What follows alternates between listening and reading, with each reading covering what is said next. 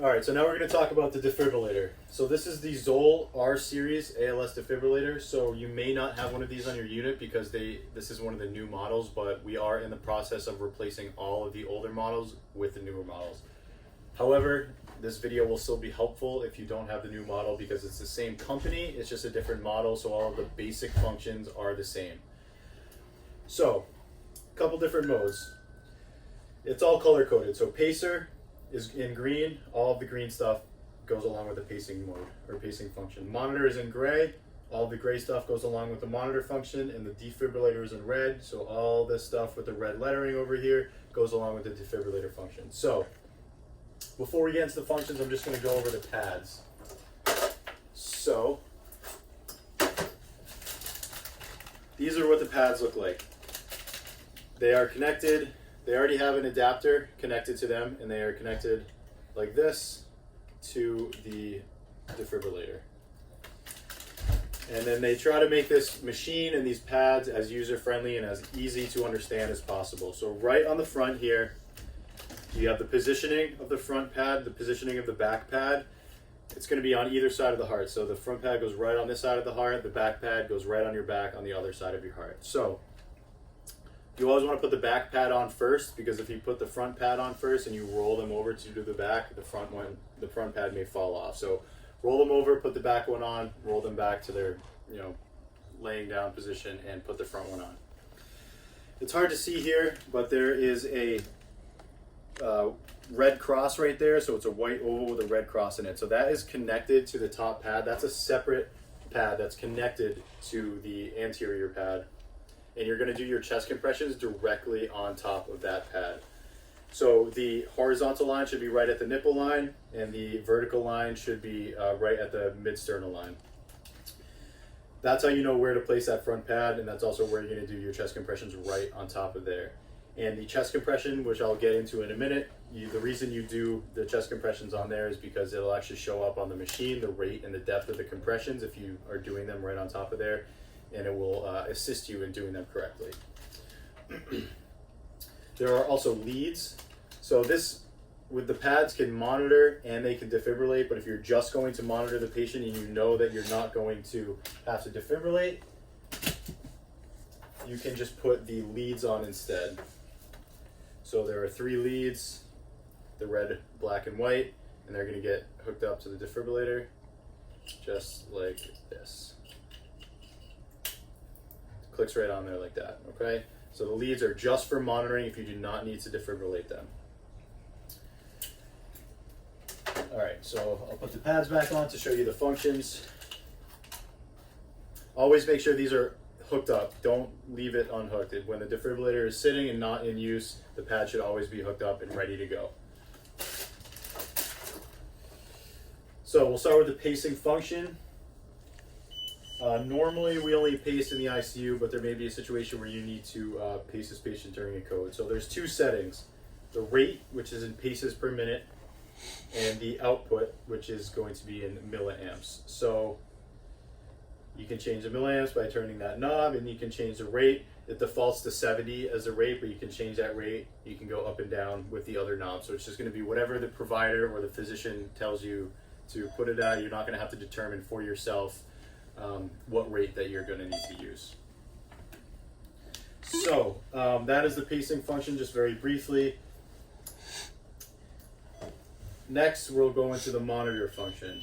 So the monitor is just to monitor the patient's rhythm, and you're not going to be able to defibrillate in monitor mode. You're not going to be able to do any sort of shock in monitor mode. So all of these buttons over here are the different settings for the monitor mode. So normally the patient's rhythm would be showing up across the defibrillator screen here. Obviously their pads aren't hooked up to an actual person, so there's no rhythm right now. So the lead button will change the lead that is showing the rhythm. So if the rhythm is messy or you can't quite tell what the rhythm is and you press lead and it switches to a different lead, it may be a little bit of clearer picture or clearer image. The size button changes the size of the complexes. So if they're really, really tiny QRS complexes, or you can't really tell if there's a beat or not, if you press that size button, That will increase the size and make it a lot easier to determine what the rhythm is. Alarm suspend, so if there's any alarms going off, that just silences them. And then recorder will actually print out a sheet of what the patient's rhythm is, and any interventions that you did will print out all on this sheet. It's like a code report, basically. Next, we can go to the defibrillator function. If you go over to the red section. So the defibrillator automatically defaults to 120 joules. When you defibrillate, you're going to want to make sure that you defibrillate at whatever energy, strength, or number of joules that the provider tells you or the physician tells you. However, I will tell you what the recommendation is from Zoll, the manufacturer. So Zoll recommends for adults shocking first at 120, then at 150, and then at 200 if the first two don't work. So energy select button right here, energy up and energy down. It defaults to 120. It can go all the way down to about 15 and all the way up to 200. So if you press up one more time, it goes right to 150. Up one more time, goes to 200. So once you're done determining which energy level you need, which is just what the doctor tells you, you're going to press charge, and it's going to beep when it's ready. That continuous beep means that it's ready to shock. Obviously, I'm not going to shock right now because the pads aren't hooked up to anyone and I don't want to cause a fire. But the shock button is this orange button right up here. It will tell you if you do something wrong. Always listen to the machine. So if I try to right now, I have not charged it, I'm going to press shock. Press charge. The machine speaks up and says press charge because I didn't charge it first. So if you're ever not sure if you're doing it correctly, listen to the machine. I know a lot of times these situations are loud and chaotic, but try to listen to the machine or read what it says, because it will say please charge, or it will say across the screen please charge, or it will say out loud please charge. There's also an AED mode. So the AED mode there's an analyze button right here. So if you're on a unit that doesn't experience a lot of codes and you yourself are inexperienced with codes, it's a good idea to use the AED mode until help gets there, until somebody that knows the defibrillator or is more familiar with its functions gets there. So if you have it on the defibrillator setting, which it needs to be on the defibrillator setting for AED mode, and you press analyze, stand clear. it's going to stay stand clear, because if you're doing chest compressions during the analysis, it's not going to be able to give you the correct rhythm. In this case, it's not going to tell me to do anything because the defibrillator pads aren't hooked up.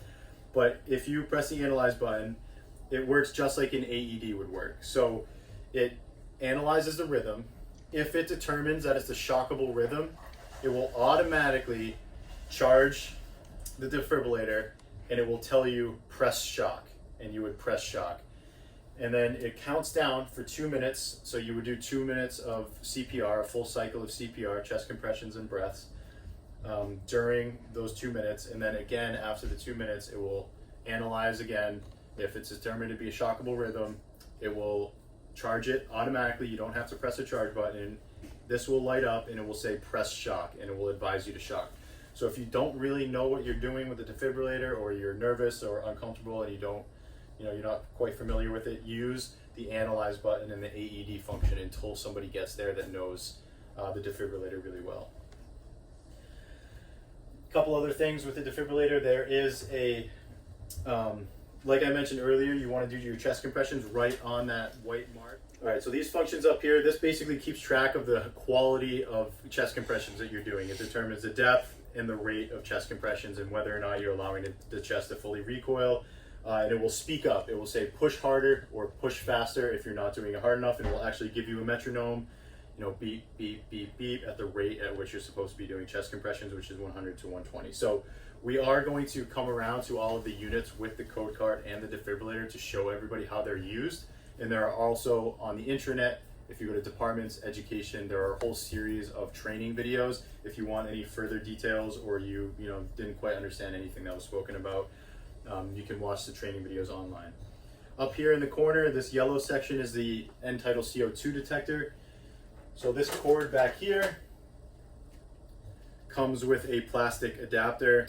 So you put the adapter into the device right here, and this hooks right up to the endotracheal tube, and it will monitor the patient's end tidal CO2 right here on the device. So if you can always monitor using the defibrillator their end tidal CO2. And that's basically it. Those are the basic functions of the defibrillator. Like I said, if you need more information, you can watch the videos on the internet, and we will be coming around to all the units to show in further detail so you can actually get some hands-on time with the defibrillator. And that's it. Thank you.